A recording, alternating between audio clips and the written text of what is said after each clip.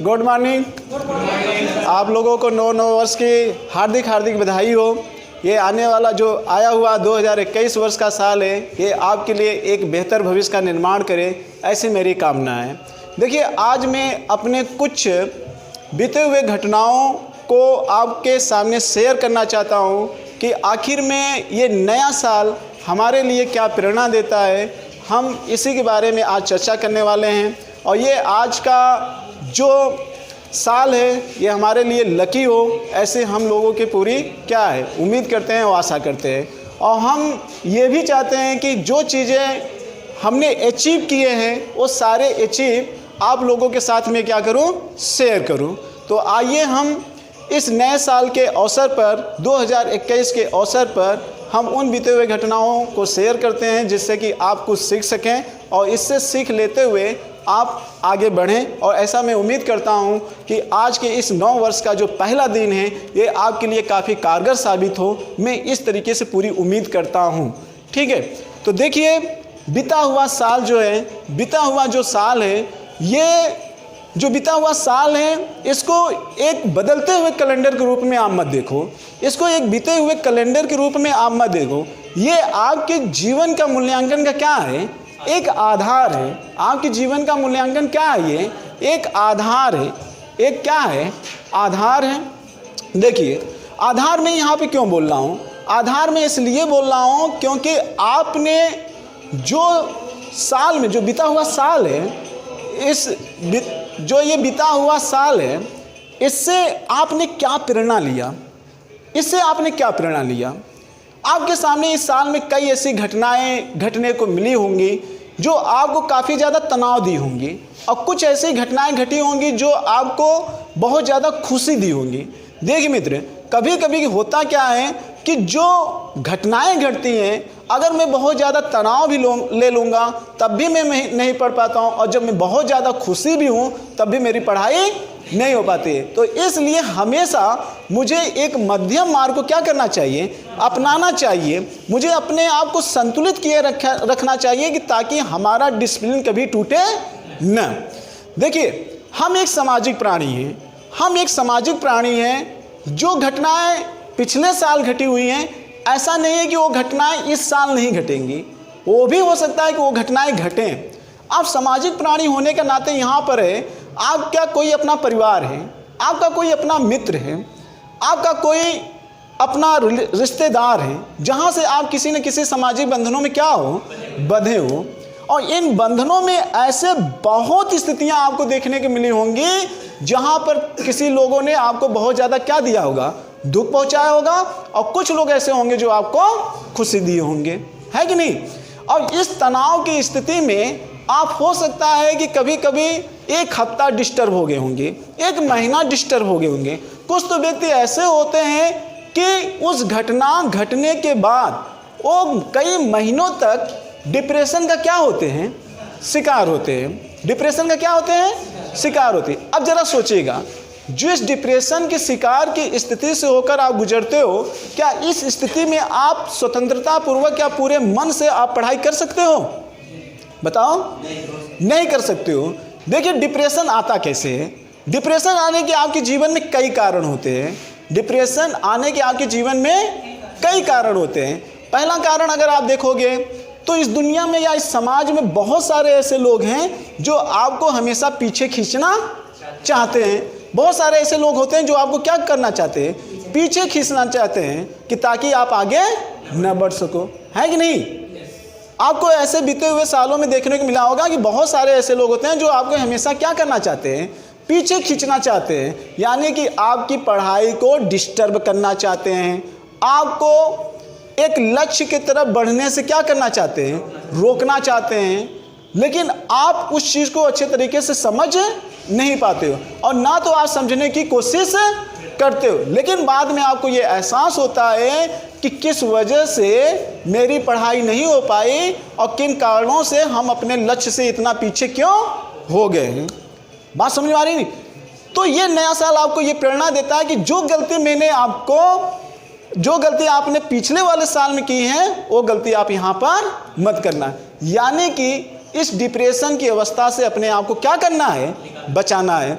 दूसरी स्थिति ये है कि आपका कोई मित्र होता है या अन्य कोई और भी हो जिससे आपका संबंध बना होता है।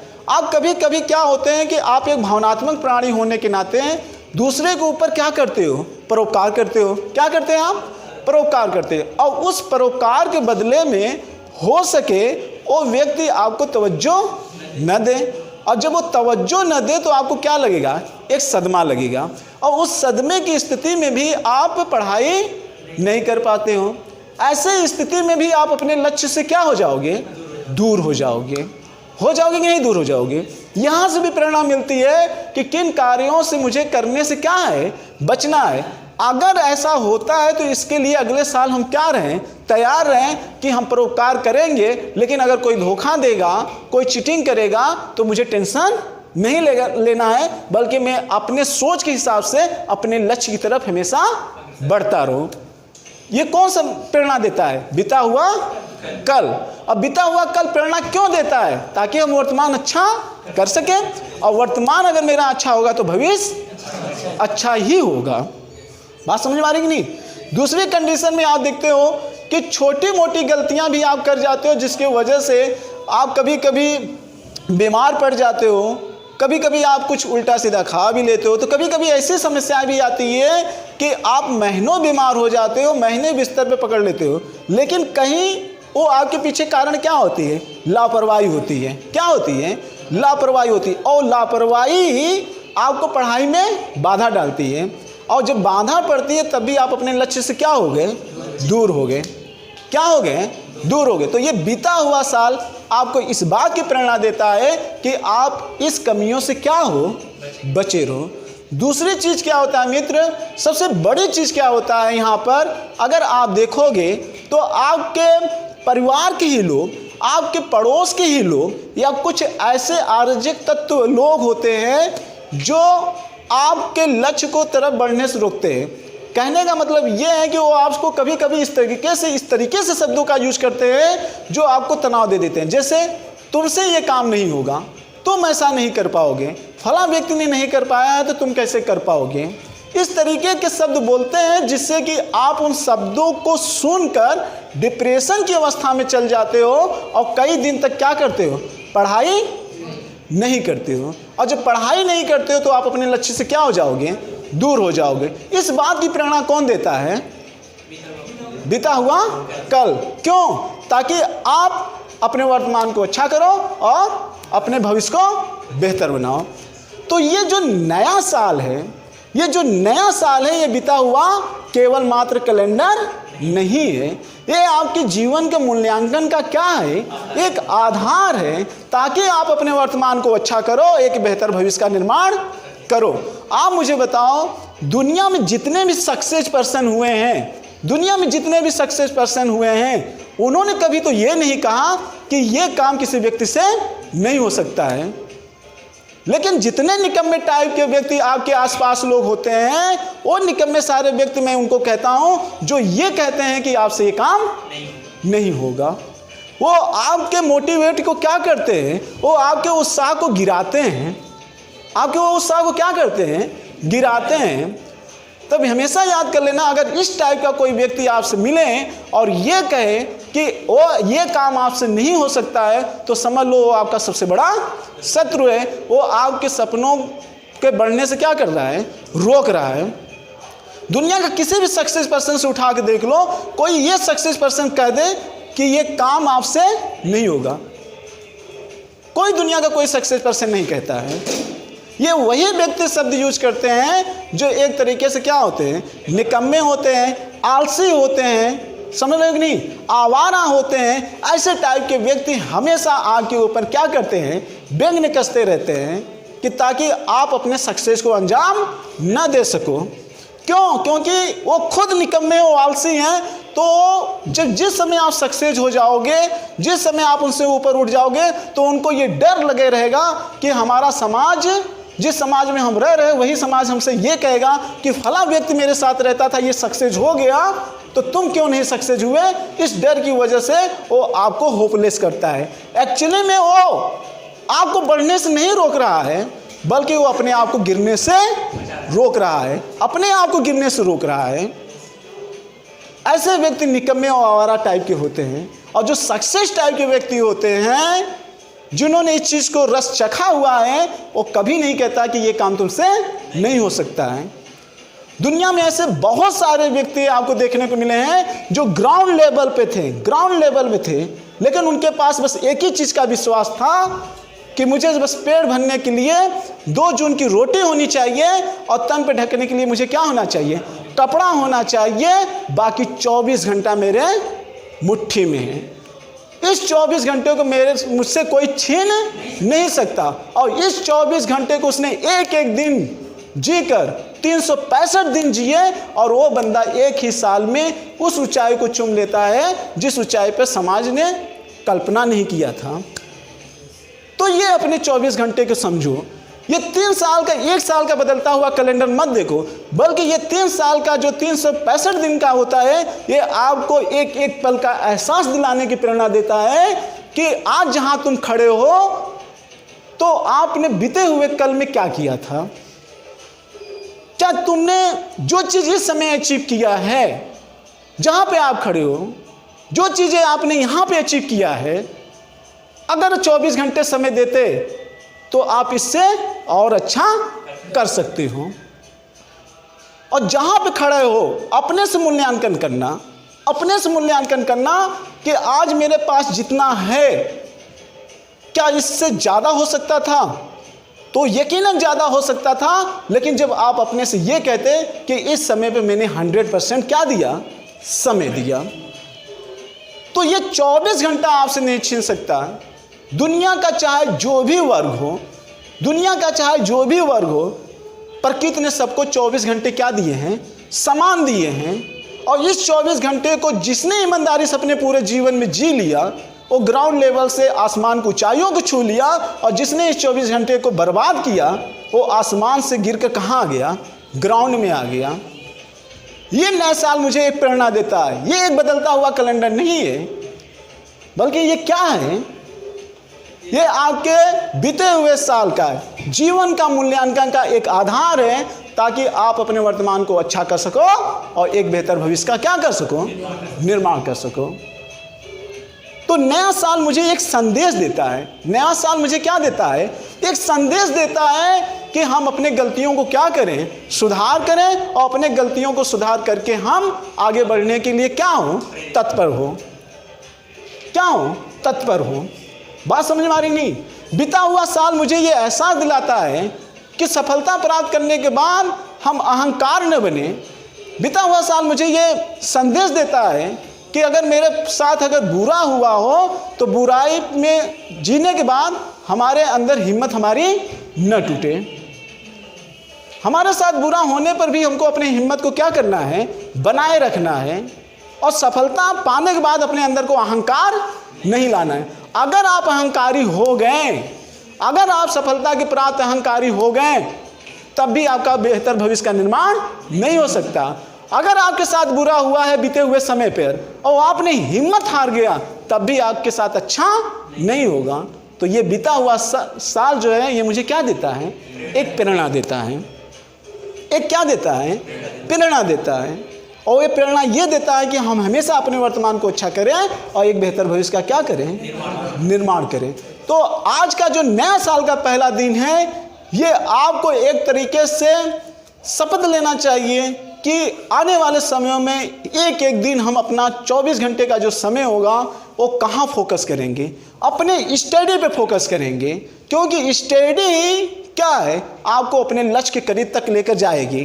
कहाँ तक ले जाएगी, लक्ष्य तक करीब ले जाएगी। क्योंकि आपका अगर लक्ष्य IAS बनना है, PCS बनना है, इंजीनियर बनना है, डॉक्टर बनना है, कुछ भी बनना है आपको, तो उसके लिए आपको 100% एनर्जी कहाँ लगाना होगा, समय पर। कहाँ लगाना होगा, समय पर। और समय किसका होना चाहिए, स्टडी का होना चाहिए। वो समय किसका होना चाहिए, स्टडी का होना चाहिए। समझ रहे नहीं आप लोगों ने? आप खुद मूल्यांकन करो। इनमें से किसी लोग की उम्र 25 होगी, किसी की 24 होगी, किसी की 20 होगी। आप जरा खुद सोचो कि आप 20 और 24-25 साल में आप अपने व्यक्तित्व का कितना ज़्यादा निखार किए हो, कितना चीज़ अचीव किए हो आप, कि आप कुछ कर सकते हो। किसी के लिए मार्गदर्शन बन सकते हो, किसी के लिए मार्गदर्शन बन सकते हो। या तो आप खुद अचीव करो कि जिस चीज़ की मैं तैयारी कर रहा हूँ, जो मेरा लक्ष्य है, वो लक्ष्य अभी मुझसे कितना दूर है और हम उससे कितना पीछे हैं। आप इस चीज़ को एनालिसिस करो, इस चीज़ को एनालिसिस करो और फिर सोचो जो मेरे पास अभी लक्ष्य के लिए समय सीमा बचा हुआ है, क्या उतने समय पर मैं अपना 100% समय देकर उस लक्ष्य को अचीव कर सकता हूं। इस बीते हुए साल से ये प्रेरणा लो, इस बीते हुए साल से ये प्रेरणा लो। आप जीवन में सक्सेस होना है तो आपको अपने भूत से प्रेरणा लेनी होगी, क्योंकि वर्तमान की चाबी हमेशा भूत में ही छुपी होती है। और इसको एक एक पल का आपका क्या करना होगा, मूल्यांकन करना होगा। बिना एक एक पल के मूल्यांकन किए हुए आप कभी भी आगे नहीं बढ़ सकते हो। अगर आपने बीते हुए कल का मूल्यांकन नहीं किया तो इस बात की तरफ पूरा संकेत करता है कि आप आगे भी वो गलतियां करने वाले हो, आप आगे गलतियां करने वाले हो। बात समझ में आ रही नहीं? तो ये आपसे बीता हुआ कल आपसे यही कहता है। अगर हम ये कहें कि 2020 का जो वर्ष था तो ये किसका था? कोरोना काल का समय था। और ये कोरोना काल का जो समय था, ये समस्त भारतवासियों को आने वाले 2021 के लिए क्या प्रेरणा दिया, क्या प्रेरणा दिया? अगर आपसे कोई पूछे कि ये जो कोरोना का काल था, ये 2020 का जो काल था, ये 2021 के लिए क्या प्रेरणा दे रहा है, कैसा प्रेरणा दिया? ये आपको प्रेरणा दे रहा है कि आत्मनिर्भर बनो। क्या बनो? आत्मनिर्भर बनो। बैसाखी लेकर कब तक चलोगे? आप आत्मनिर्भर बनो, आत्मनिर्भर बनो। लोगों के ऊपर डिपेंडेंसी से कब तक आप अपने आप को जी पाओगे? आप खुद वो काम करो कि जिससे कि आप दूसरे के ऊपर डिपेंडेंसी खत्म हो जाए। सारे रोजगार का साधन कहाँ? महाराष्ट्र में। पूरे हम कहाँ डिपेंड थे? विदेशों पर डिपेंड थे।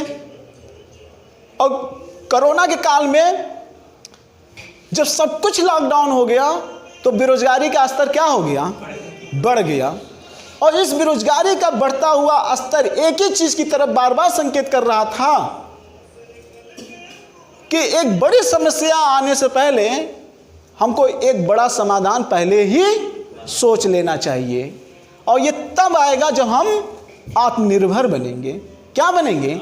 आत्मनिर्भर बनेंगे। आत्मनिर्भर का मतलब ये होता है कि आत्मनिर्भर व्यक्ति वो होता है जो अपनी समस्त आवश्यकताओं को पूरी करने में क्या हो? सक्षम हो, किसी के ऊपर निर्भर ना हो। ये आत्मनिर्भर होता है। तो 2020 का जो कोरोना का काल था, ये 2021 के लिए एक आत्मनिर्भर के काल के रूप में आ रहा है। तो प्रेरणा मिला कि नहीं मिला? प्रेरणा मिला। और यही आपको भी सीखना है कि जो आपका जो लक्ष्य है, उस लक्ष्य के प्रति आपको पूरी ईमानदारी से, पूरे मूल्यांकन के साथ आपको एक अनुशासित जीवन जीना है। ठीक है? तो इसी के साथ मैं अपनी बातों को यहाँ पे स्टॉप करना चाहता हूँ। जय हिंद, जय भारत।